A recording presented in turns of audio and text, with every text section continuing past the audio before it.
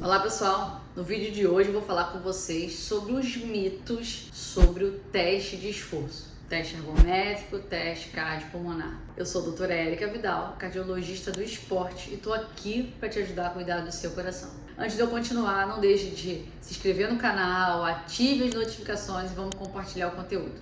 Quanto mais pessoas tiverem a oportunidade de ter informações sobre a sua saúde, elas conseguirão prevenir doenças e melhorar a qualidade de vida. Então eu conto com vocês para poder divulgar cada vez mais o canal, para que mais pessoas tenham acesso a essas informações que com certeza vão impactar positivamente na vida dessas pessoas. Se você quer saber um pouquinho mais quem é a doutora Érica Vidal, tá aqui na descrição o meu site, tem a minha rede social, meu Instagram, que eu estou sempre divulgando diariamente conteúdos sobre saúde, sobre prevenção de doenças, para que vocês, em posse dessas informações, modifiquem positivamente a vida de vocês. Não deixe de se inscrever no canal, ative as notificações. Vamos começar? O teste de esforço, que é o teste ergométrico ou teste cardiopulmonar, ele pode ser realizado tanto na esteira quanto na bicicleta. E isso é uma individualização. Tem pessoas que têm uma incapacidade de caminhar com segurança, que pode ter o risco de cair, não vai conseguir acompanhar a esteira, então a bicicleta é uma boa alternativa nesses casos. Alguns outros casos, eles já treinam especificamente na bicicleta, na bike. Então é muito mais compatível com a realidade, essa reprodutibilidade da realidade dele, que a gente faça esse exercício na bicicleta. Em relação à diferença entre bicicleta e cicloergômetro, a esteira, normalmente a gente já anda para ir e vir, então é muito mais fácil as pessoas conseguirem acompanhar o aumento progressivo na esteira do que na bicicleta. Porque para aumentar a carga na bicicleta, eu tenho que colocar carga, a bicicleta tem que ficar mais pesada progressivamente. E principalmente para os sedentários, eles não vão conseguir manter uma rotação necessária para pedalar ali na bicicleta com uma carga maior por fadiga da perna. Então, a maioria das pessoas que são totalmente despreparadas, elas falham no membro inferior, as pernas, antes que o sistema cardiovascular seja efetivamente estimulado para que a gente avalie se esse sistema cardiovascular estressado está se comportando de uma maneira fisiológica. Mas, o que eu quero ressaltar com vocês, a esteira e a bicicleta nos fornecem informações úteis, importantes, para definição diagnóstica, para conduta terapêutica, direcionamento de tratamento, e é fundamental na nossa prática clínica para a gente avaliar você em movimento, como é que o seu corpo está se comportando frente ao exercício. Mas eu quero falar com vocês hoje sobre 5 mitos sobre o teste de esforço. Eu quero que vocês deixem aqui nos comentários se vocês, durante o teste que vocês já fizeram, já sofreram algum desses mitos. Deixa aqui que eu quero saber muito a informação de vocês. Então vamos lá. O primeiro grande mito. Doutora, completei o exame? O teste de esforço, ele não tem um tempo pré-determinado para dizer que você completou o exame. O exame dura entre 8 a 12 minutos na parte de esforço. Então, a pessoa que está ali, o médico que está ali para fazer seu exame, ele tem que, com a conversa antes de você começar o exame, ele tem que avaliar qual o seu provável condicionamento físico atual para colocar uma intensidade, seja na esteira, seja na bike, capaz de te levar seu esforço máximo entre 8 a 12 minutos. Então, o objetivo do exame não é você bater um tempo. O objetivo do exame é que eu te coloque um esforço de tal forma que você chegue no seu esforço máximo. Pô, doutora, eu tô morrendo, não dá mais. Tenho até dificuldade de falar, entre 8 a 12 minutos.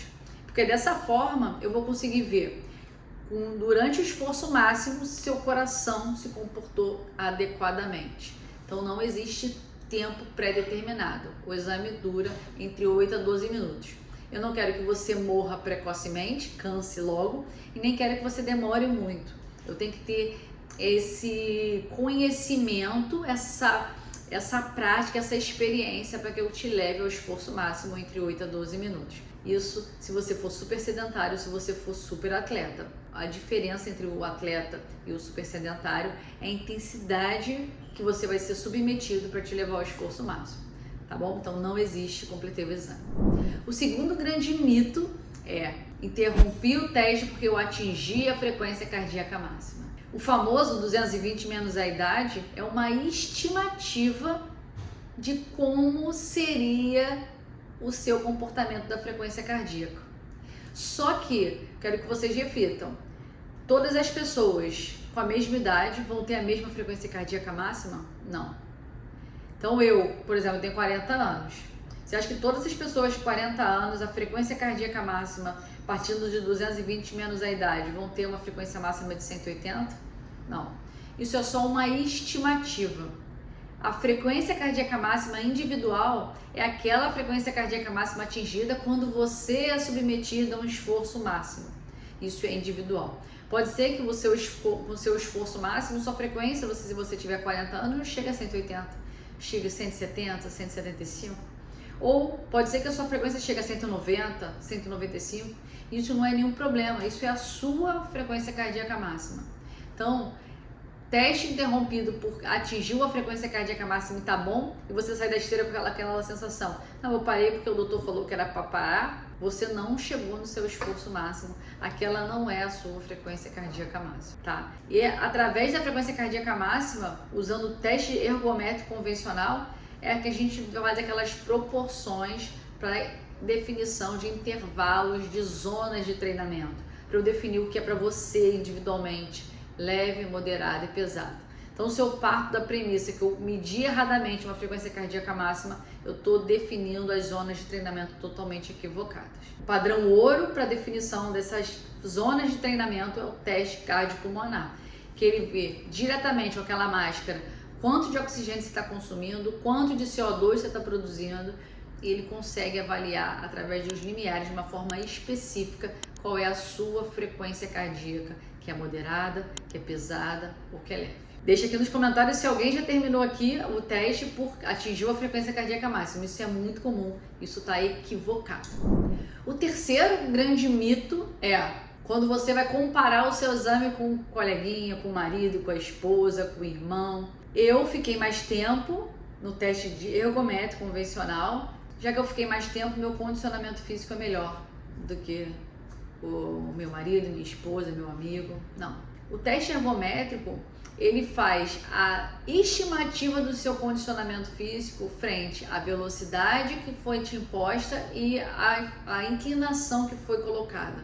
Se você teve uma intensidade de exercício maior, mesmo que tenha sido um menor tempo, isso não quer dizer que você tem o melhor condicionamento físico que o outro, tá? O condicionamento físico é determinado pelo VO2, pela estimativa do VO2, que é a estimativa do consumo máximo de oxigênio que você está determinando naquele momento.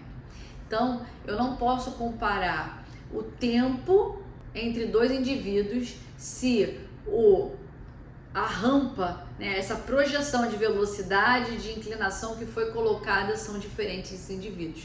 Então, eu não posso comparar tempo. O que a gente compara é VO2. O quarto grande mito é: esse exame é só para atleta ou é só para as pessoas que têm doença? Não. O exame ele é para todas as pessoas. Para os idosos, a gente quer ver condicionamento físico, eu quero ver como é que está esse aumento da frequência cardíaca, eu tenho que respeitar a limitação do idoso. O idoso não consegue muitas vezes acelerar essa esteira, porque ele tem uma dificuldade de caminhar mais rápido, então o idoso tem que botar mais uma inclinação. Assim como o cardiopata, as pessoas que têm doença no coração, a gente não consegue muitas vezes impor um ritmo muito intenso, porque ela já tem uma limitação, ao passo que o atleta tem que dar mais intensidade para que a gente consiga levar esse atleta ao esforço máximo, para que eu consiga avaliar se tem alterações durante o exercício, avaliar o condicionamento físico atual, se a gente consegue otimizar, e o atleta a gente pensa mais em performance do que puramente diagnóstico de doenças. E os indivíduos que não têm nenhum desses subgrupos, não estão em nenhum desses subgrupos, também é importante, porque eu consigo avaliar seu condicionamento físico atual, consigo avaliar o comportamento da sua pressão, da sua frequência cardíaca, se tem arritmia, se não tem. Porque se você que está aí é totalmente assintomático, não tem doença nenhuma estabelecida, se você tiver um mau condicionamento físico, e a gente consegue ver isso através do teste, você, não quer dizer que seu exame está tudo bem, tá? E esse é o quinto grande mito. Meu exame é normal, eu só tenho um condicionamento físico ruim, então tá tudo bem. Não. O exame que não tenha nenhuma alteração, eletro, pressão, frequência cardíaca, mas que deu um condicionamento físico ruim para sua faixa etária, você sabe que esse exame não é normal. Esse exame é alterado. Por quê? Porque um condicionamento ruim, ele leva a uma maior mortalidade por doenças cardiovasculares e por doenças de qualquer causa. Então, o sedentarismo é tido como uma doença e precisa ser combatida. Então, se no seu exame, se você fez e deu tudo normal, mas deu um mau condicionamento ruim, um condicionamento ruim regular ou muito fraco para a sua faixa etária, esse exame não é normal e isso precisa ser combatido. Não é para cruzar os braços e achar que está tudo bem.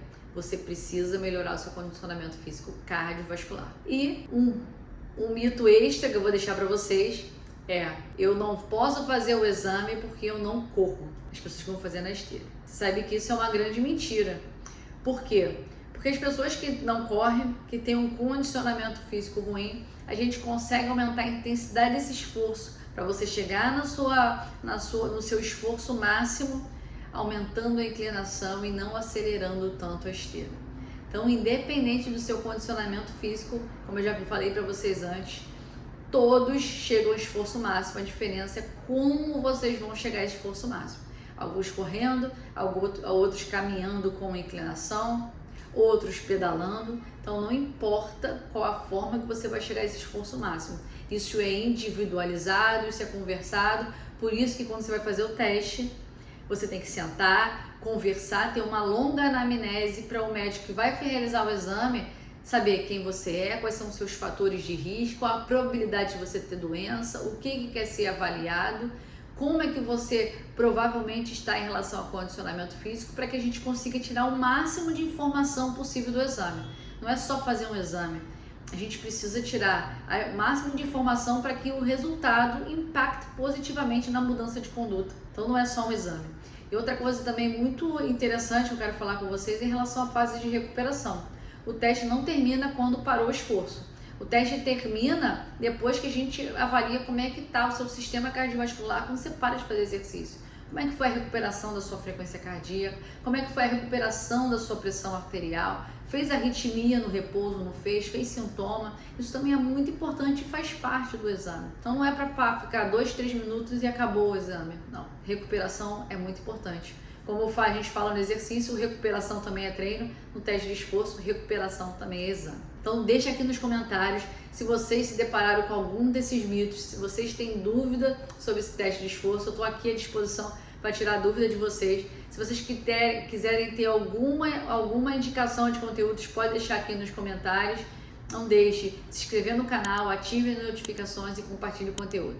Quanto mais o logaritmo vê que o vídeo é relevante, ele vai entregar para mais pessoas. Então eu preciso que vocês não deixem de curtir aqui o vídeo e divulgar, compartilhar. Quanto mais pessoas tiverem acesso, mais informação sobre saúde, mais elas vão cuidar e a gente vai conseguir juntos reduzir o grande número de mortes cardiovasculares que tem no Brasil e no mundo. Então não deixe de compartilhar, não deixe de se inscrever e continue acompanhando, porque semanalmente tem informação para vocês conseguirem otimizar a saúde de vocês e prevenir doenças. Até o próximo vídeo, pessoal.